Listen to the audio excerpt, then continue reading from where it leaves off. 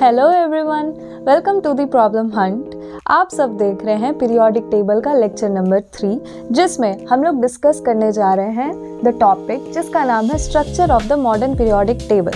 कहने को तो ये टॉपिक बहुत छोटा है, लेकिन इसकी अंडरस्टैंडिंग क्रिएट करना बहुत ही ज़रूरी है। इसमें कुछ बेसिक चीज़ें हमें पढ़नी है जो आप सभी को आनी चाहिए, ठीक है। जैसे this periodic table is based on atomic number, यानी ये जो पीरियोडिक टेबल है ये एटॉमिक मास के बेसिस पे नहीं, एटॉमिक नंबर के बेसिस पे बनाया गया है, जो कि एक बहुत ही इम्पॉर्टेंट पॉइंट है। और आपको धीरे धीरे समझ में आएगा कि एटॉमिक मास और एटॉमिक नंबर को हम इतना डिफरेंशिएट क्यों कर रहे हैं। Second thing, it consist of 18 groups and 7 periods. जैसा कि हमने पिछले वीडियो में भी डिस्कस किया था, ये पीरियोडिक टेबल 18 ग्रुप्स मतलब वर्टिकल कॉलम्स 18 है संख्या में इसके अंदर, और देयर आर 7 पीरियड्स, यानी इसके अंदर 7 पीरियड्स यानी 7 हॉरिजॉन्टल रोज मौजूद हैं। The third point which is very important, position of isotopes.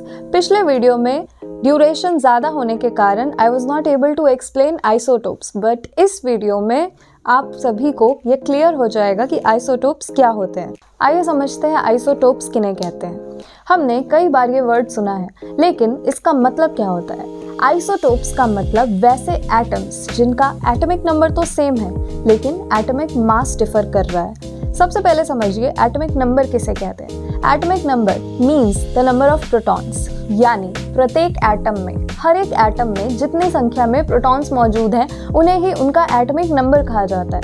For example, hydrogen atom में एक ही प्रोटॉन है, इसलिए हाइड्रोजन का एटॉमिक नंबर 1 है। सिमिलरली हीलियम एटम में प्रोटॉन्स की संख्या 2 है, तो उसका एटॉमिक नंबर 2 है। ऐसे ही जितने भी एलिमेंट्स हैं उनके एटॉमिक नंबर उनके प्रोटॉन्स के बेसिस पे डिसाइड होते हैं। एटॉमिक मास क्या है? जिस तरीके से किसी एटम में प्रोटॉन्स होते हैं, उसी तरीके से न्यूट्रॉन्स भी होते हैं। हमने ये तो पढ़ा ही है कि किसी एटम में 3 ही तो सब एटॉमिक पार्टिकल्स होते हैं, जिसमें न्यूक्लियस में प्रोटॉन्स और न्यूट्रॉन्स मौजूद होते हैं, और ऑर्बिटल्स में या ऑर्बिट्स में चक्कर काटते हैं इलेक्ट्रॉन्स।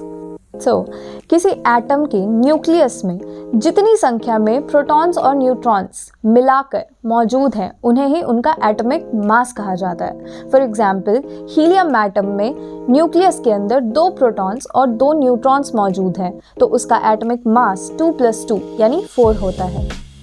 उसी तरीके से इस प्रकृति में यानी इस नेचर में कई सारे एलिमेंट्स ऐसे पाए जाते हैं जिनके एटम्स का एटॉमिक मास डिफर करता है। हमने ये चीज़ बहुत ध्यान से पढ़ी है कि किसी एक खास तरीके के एलिमेंट के सारे एटम्स आइडेंटिकल होते हैं। आइडेंटिकल इसका मतलब क्या होता है? आइडेंटिकल मतलब टोटली सेम, यानी हर एस्पेक्ट में एक जैसा होना। फॉर एग्जाम्पल, हम जब भी किसी चीज़ की फ़ोटोकॉपी कराते हैं तो जो दोनों पेजेस होते हैं वो बिल्कुल आइडेंटिकल होते हैं, यानी एक दूसरे के बिल्कुल सेम, नॉट सिमिलर बल्कि बिल्कुल सेम। उसी तरीके से एलिमेंट्स में मौजूद सारे एटम्स एक दूसरे के आइडेंटिकल होते हैं, यानी उनमें number of electrons, number of protons, number of neutrons same होने चाहिए। बट कभी कभार ऐसा नहीं होता। नंबर ऑफ प्रोटॉन्स तो हर एटम में सेम होते हैं किसी एक खास एलिमेंट के, लेकिन उनके नंबर ऑफ न्यूट्रॉन्स की संख्या में अंतर आ जाता है। If you are still not able to understand it, then watch carefully.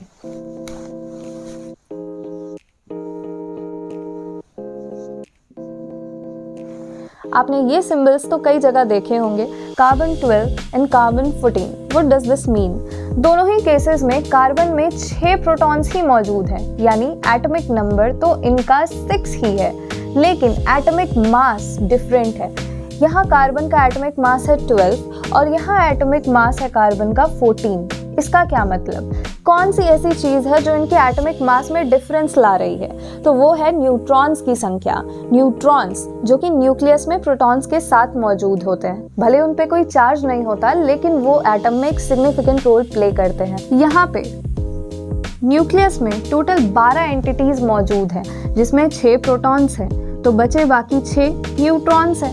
यहाँ पे न्यूक्लियस में टोटल 14 एंटिटीज मौजूद हैं, 14, जिसमें से कि 6 प्रोटॉन्स हैं, तो बचे बाकी 8 न्यूट्रॉन्स हैं। यही वो संख्या है, यही वो न्यूट्रॉन्स है जो आइसोटोप्स बनाते हैं। Difference in the number of neutrons create isotopes.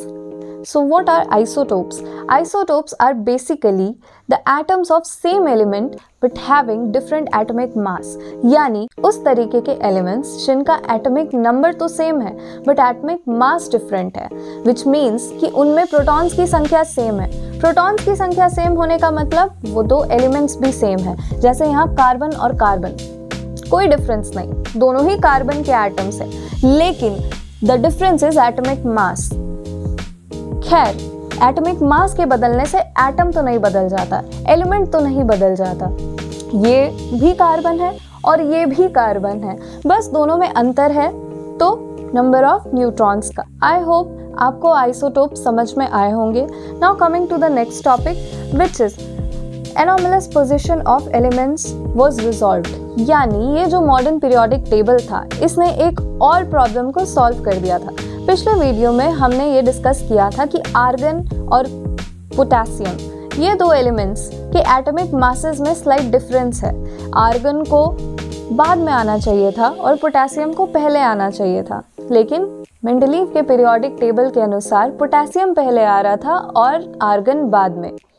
ये प्रॉब्लम सॉल्व कर दी गई।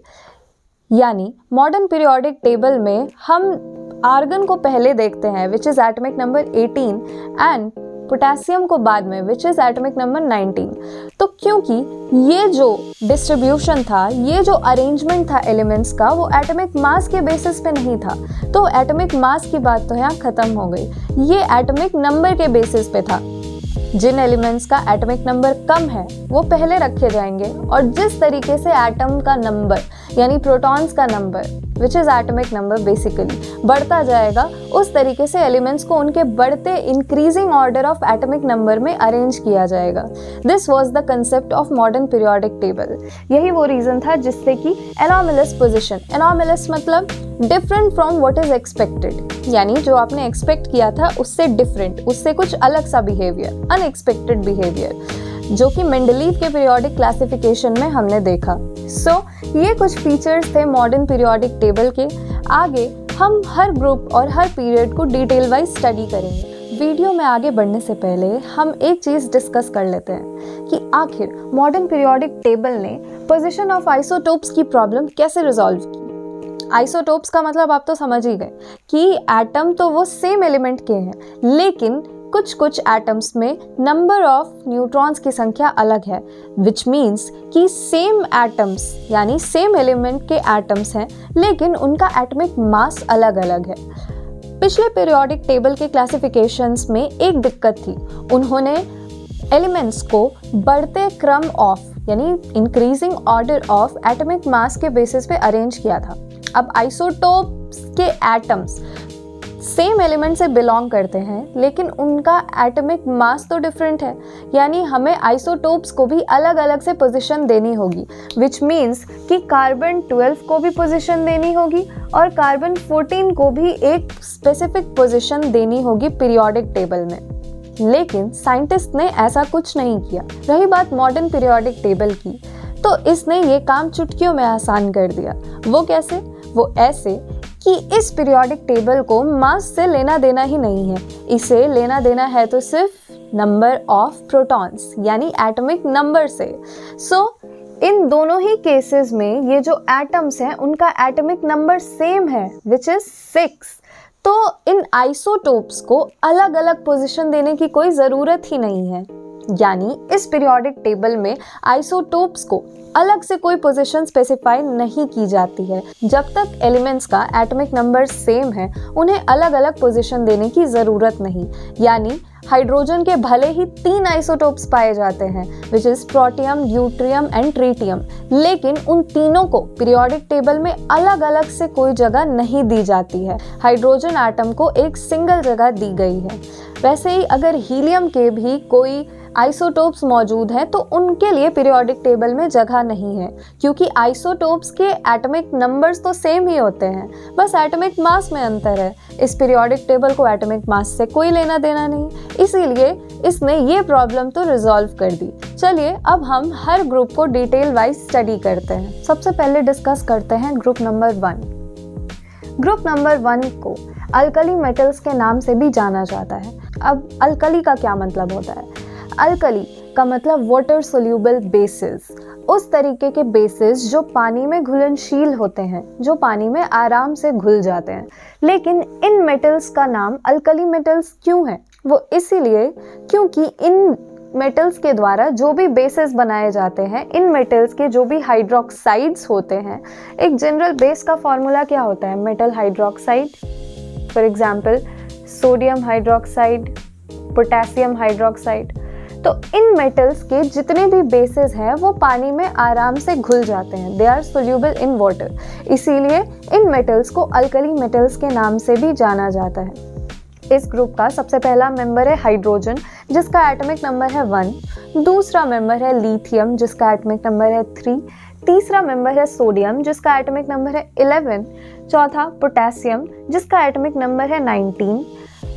नेक्स्ट है रुबीडियम, जिसका एटॉमिक नंबर है 37। देन सीजियम, जिसका एटॉमिक नंबर है 55। नेक्स्ट फ्रांसियम, जिसका एटॉमिक नंबर है 87। कहा जाता है कि दुनिया का सबसे रिएक्टिव मेटल सीजियम है। Although sodium and potassium are also very reactive metal, ये एयर के कॉन्टैक्ट में या ऑक्सीजन के कॉन्टैक्ट में आते ही इग्नाइट हो जाते हैं। That's why they are stored in kerosene.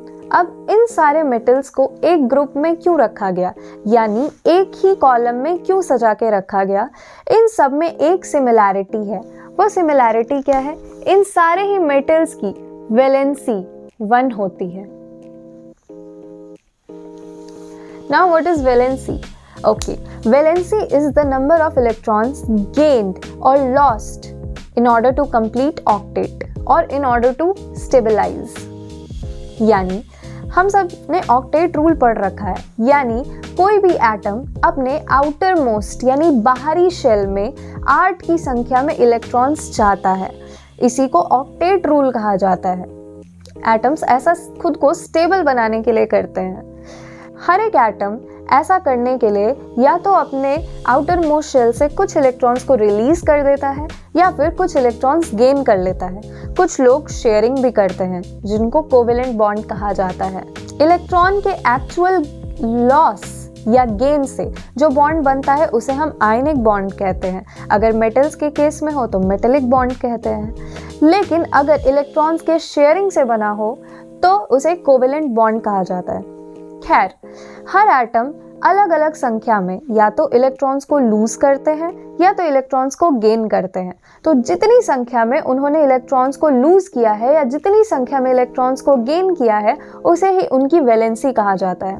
ये जितने भी मेटल्स आप अपने बोर्ड पे देख पा रहे हो, ये लोग अपना ऑक्टेट कंप्लीट करने के लिए यानी खुद को स्टेबल बनाने के लिए अपने आउटर मोस्ट शेल से एक एक इलेक्ट्रॉन रिलीज कर देते हैं। फॉर एग्जाम्पल हाइड्रोजन, इसका कॉन्फ़िगरेशन होता है 1।